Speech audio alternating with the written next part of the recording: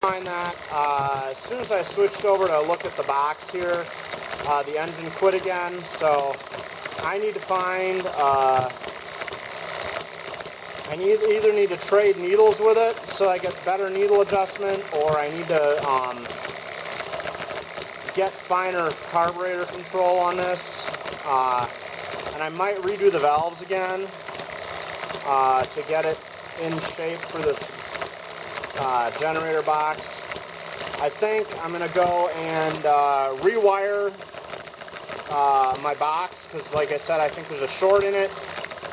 And then I might switch to testing with the ETX, because the ETX has always run on basically any fuel I give it once I get it started. The ET1 starts real nice and runs really well without a load, but the ETX has always, once I finally get it running, seems to run on just about anything I put in it.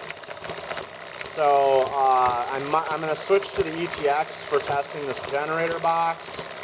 And then once I get the generator box wired properly and working, hopefully I can get the other engines set up to,